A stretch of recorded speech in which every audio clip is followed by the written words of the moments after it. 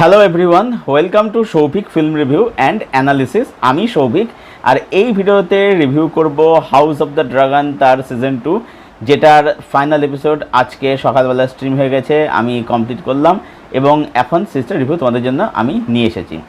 তো house of the dragon দেখার জন্যে ডেফিনেটলি এর সিজন 1 দেখতে হবে, সিজন 2 দেখতে হবে, সিজন দেখতে হবে, এবং গেম অফ থ্রোনস দেখা থাকলে কিন্তু এই সিরিজটা বুঝতে বা এনজয় করতে আরও অনেক সুবিধা হবে, কারণ কিছু প্লট পয়েন্টের সাথে ডেফিনেটলি কিছু কানেকশন রয়েছে। এবার সিরিজটা হলো কীরকম।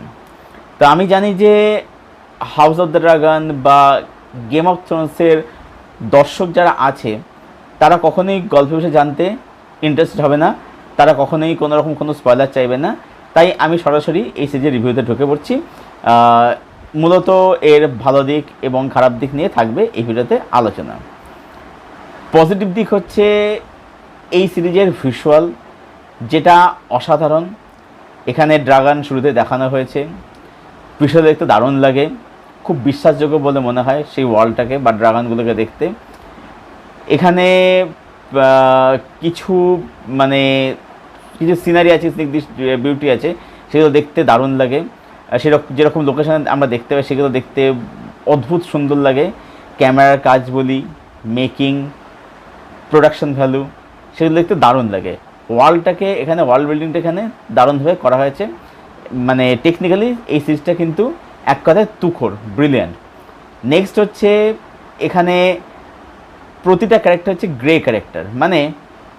এখানে যারা প্রোটাগনিস্ট দিকে আছে তাদের মধ্যে কিছু গ্রে শেড রয়েছে, কিছু ডার্ক শেড রয়েছে। আবার যারা অ্যান্টাগনিস্ট দিকে আছে তাদের মধ্যেও কিন্তু কিছু ভালো দিক রয়েছে। তো এখানে চরিত্রটা বেশ ব্যালেন্স করেই করা হয়েছে বলে আমার মনে হয়েছে। এখানে প্রত্যেকের পারফরমেন্স খুবই ভালো। বিশেষত যে অ্যাক্ট্রেস রিনার চরিত্রে অভিনয় করেছে তিনি দারুণ কাজ করেছেন। তিনি একদম যাকে বলে ফাটিয়ে অভিনয় করেছেন, যেটা আমরা সিনেমা দেখতে পেয়েছিলাম। এখানে তিনি কিন্তু খুব ভালো কাজ করেছেন। এছাড়াও সাপোর্টিং যারা রয়েছে, বিশেষ যারা এখানে আছে আর কি, বিশেষ one of the lead character আর কি, এখানে সাপোর্টিং কাস্টকে প্রত্যেকে কিন্তু খুব ভালো কাজ করেছেন। এই ছিল হাউস অফ ড্রাগনের মধ্যে কী কী ভালো দিক, কী পজিটিভ দিক রয়েছে।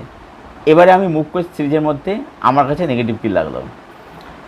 নেগেটিভ হচ্ছে যে এই সিরিজটার মূল বিষয়টা হচ্ছে কি, যে দুটো দলের মধ্যে একটা যুদ্ধের প্রস্তুতি, তার প্ল্যানিং, কনভারসেশন, তার মধ্যে একটা পারিবারিক দিক রয়েছে, পলিটিক্যাল দিক রয়েছে, এগুলো নিয়ে মূলত সিরিজটা ডিল করছে।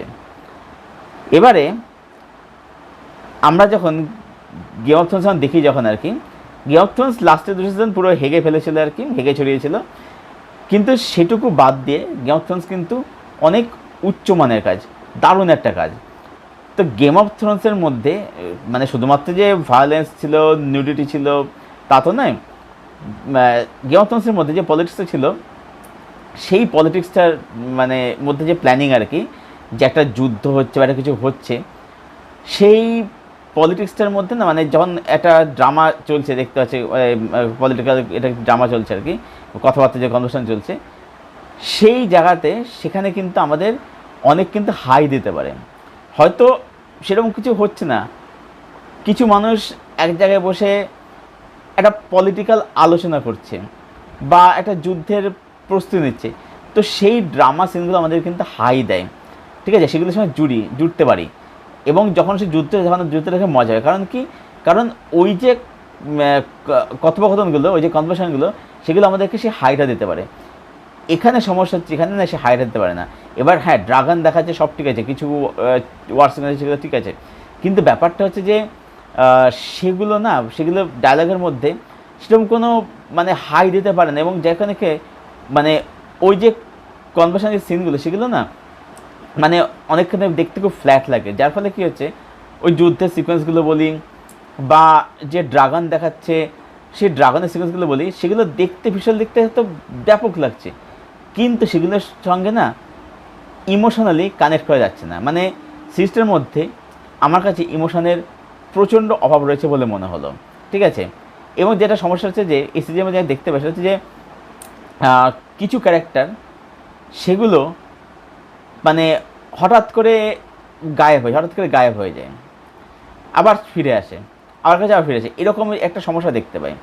তারপরে এখানে রিনা যে ক্যারেক্টারটা, সে অভিনেতা দারুণ করেছে, ঠিক আছে, কিন্তু সিজন 1-এর মধ্যে তার আমরা যে একটা দাপট বা একটা অরা দেখেছিলাম, সেটা এখানে কোথাও কিন্তু মিসিং বলে মনে হলো আর কি, ঠিক আছে, সেটা কোথাও মিসিং বলে মনে হলো। এই সমস্যাগুলো এখানে মানে সিস্টেমের মধ্যে রয়েছে আর কি। মূলত এখানে রাইটিং লেভেলে কিন্তু অনেক সমস্যা কিন্তু রয়েছে। সিরিজটা আমাকে প্রচণ্ডভাবে যথেষ্টভাবে বোর করেছে আর কি। এমনিতেই সিরিজটা 8টা এপিসোড, একটা রান টাইম প্রায় মানে 1 ঘন্টা বা 1 ঘন্টার থেকে কিছু বেশি আর কি।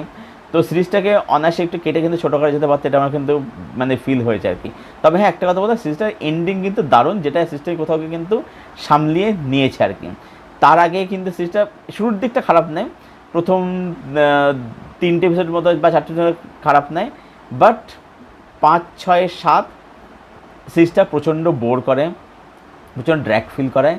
কিন্তু লাস্ট এপিসোডটা গিয়ে সিরিজটা কিন্তু আবার কিন্তু মানে লাস্ট এপিসোডের এন্ডিংটা মানে ক্লাইম্যাক্সটা লাস্ট 15 মিনিট সিরিজটা কিন্তু একটা জায়গায় কিন্তু দাঁড় করিয়ে দেয় আর কি। তো ওভারঅল বলবো যে এই সিরিজটা আমার কাছে, মানে এই সিরিজটা পার্টিকুলার আমার কাছে একটা ডিসেন্ট ওয়াচ লাগলো। এটা আমি খুব ভালোও বলবো না, আবার খুব খারাপও বলবো না, এটা আমার কাছে ডিসেন্ট ওয়াচ, বা এটা আমার কাছে একটা অ্যাবভ অ্যাভারেজ ওয়াচ আর কি। মূলত রাইটিংয়ের সমস্যাটা রয়েছে বলে আমার মনে হলো আর কি। কারণ ডায়লগের মধ্যে সেরকম কোনো মানে স্পার্ক নেই, সেরকম কোনো এনার্জি নেই, কনভারসেশন অনেক বেশি ফ্ল্যাট লাগে শুনতে আর কি, ঠিক আছে। যে কারণেই মানে ওয়ার সিকোয়েন্স বলি বা ড্রাগন সিকোয়েন্স, সেগুলো মজা আসে না, বা আমরা কোথাও গিয়ে ইমোশনালি কানেক্ট আমরা হতে পারি না আর কি। এটাই মূলত কারণ সিস্টার মানে এরকম হওয়ার পেছনে আর কি। এটা খারাপ, একেবারে খারাপ আমি বলবো না, বা এটা আমার কাছে খুব ভালো কিছু মনে হয়নি আর কি। আর এটা আমার কাছে একটা ডিসেন্ট ওয়াচ, বা এটা আমার কাছে একটা অ্যাবভ অ্যাভারেজ ওয়াচ। তো সব মিলিয়ে House of the Dragon season 2-কে আমি দিচ্ছি 7/10। এই ছিল আমার review House of the season 2 নিয়ে। যারা সিরিজটা এখন অবধি দেখোনি, এখন সব কিছু স্ট্রিম করেছে জিও সিনেমাতে। আচ্ছা, সিরিজটা বাংলা ডাবিংয়ে রয়েছে, আমি বেশ কিছু বাংলা ডাবিংয়ে দিয়েছি, ডাবিং করলে কিন্তু মোটামুটি ভালোই কিন্তু, হ্যাঁ মানে পারফেকশন কখনোই বলবো না, খামতি ডেফিনেটলি আছে, তবে আমি বাংলা ডাবিংয়ে রাইটিং বা ভয়েস ওভার সেগুলো কিন্তু মোটামুটি ভালোভাবে কিন্তু ম্যাচ কিন্তু করেছে। তোমার হচ্ছে সিরিজটা বাংলা ডাবিংয়ে একবার অবশ্যই চেক আউট করে দেখতে পারো আর কি। যাই হোক, তো যারা এখন সিরিজটা দেখার প্ল্যান করছো, এখন সবসময় স্ট্রিম করে জিও সিনেমাতে, সেখানে যাও, সিরিজটা দেখে ফেলো, তারপরে কমেন্ট সেকশনে তোমার কীরকম লাগলো। আর যারা কমপ্লিট করে ফেলেছো house of the Dragon season 2, তোমাদের কি ওপিনিয়ন, তোমাদের কি মতামত, প্লিজ কমেন্ট বক্সে শেয়ার করো। ভিডিওটা ভালো লেগে থাকলে লাইক করো, শেয়ার করো, চ্যানেলটাকে সাবস্ক্রাইব করো, পাশের বেল বাটনটাকে প্রেস করে দে এরকম আরও রিভিউ পাওয়ার জন্য। আর আমার সঙ্গে জুড়তে চাইলে আমার ফেসবুক লিঙ্ক দেওয়া থাকে নিচের ডেসক্রিপশন বক্সে, সেখান থেকে তোমরা আমার সঙ্গে জুড়তে পারো, সেখান থেকে আমরা ফ্রেন্ড হতে পারি। ভিডিওটা এখানেই শেষ করছি। Thank you for watching, thank you for support. দেখা যাচ্ছে তোমাদের সাথে আবার পরের কোনো ভিডিওতে। Till then, tata.